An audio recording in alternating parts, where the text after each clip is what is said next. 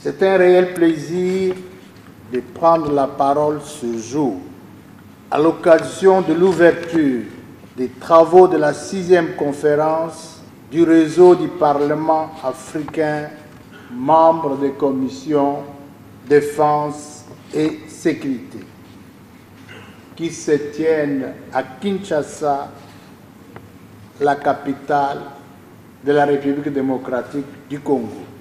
Les thèmes de cette 6e conférence, qui porte sur les dialogues sécuritaires Afrique-Europe à l'ère d'une nouvelle rivalité géopolitique, et fondamentalement en ce qu'il s'interroge sur comment améliorer concrètement la coopération et la collaboration entre nos États. Je félicite les organisateurs de cette conférence pour le choix de ces thèmes en ces moments précis où la paix et la sécurité internationale sont mises à rude épreuve, mais également dans mon pays, la République démocratique du Congo, victime depuis plus de 2 décennies de menaces, des agressions, d'existence de plusieurs groupes armés. Ce thème est à la fois évocateur et interpellateur en ce que les sujets des différents exposés sont sans équivoque de haute portée et d'une pertinence incontestable. Mais les dialogues sécuritaires devraient être orientés premièrement sur l'Afrique avec elle-même avant de l'être avec l'Europe. J'aime dire les choses telles qu'elles sont parce que nul n'a besoin de se voiler la face. S'il est vrai que la sécurité a une dimension indivisible, l'Afrique est en train de se poignarder elle-même, et cela sans interruption.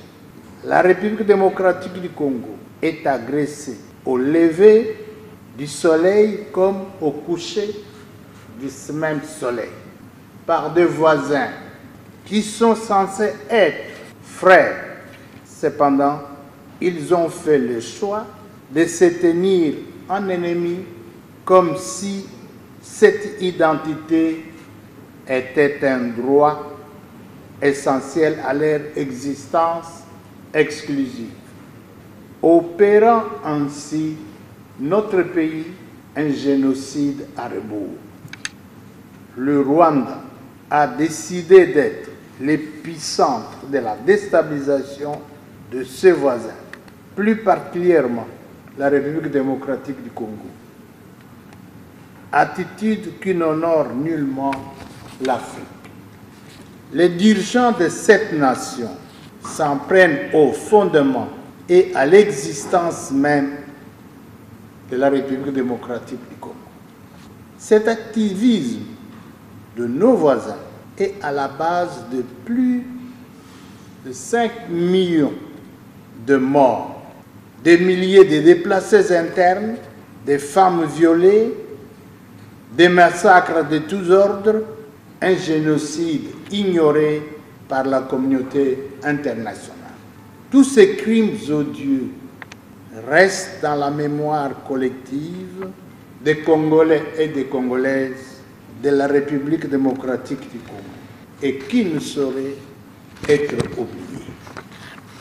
Lors de la 11e conférence des présidents des parlements nationaux et régionaux organisée par le Parlement panafricain à Johannesburg en Afrique du Sud, du 1er au 2 septembre 2022, le Parlement congolais a indiqué que l'intégration africaine, la zone de libre-échange et la sécurité sont de vieux pieds.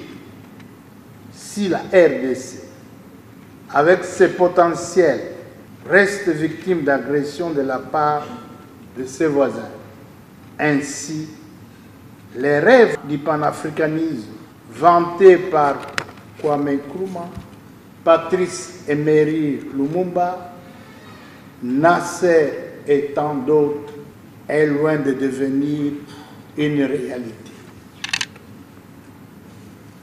Face à ces tableaux lugubres, je vous exhorte à aborder toutes ces questions dans les prismes de la thématique de cette conférence et de déboucher sur des conclusions solides et atemporelles.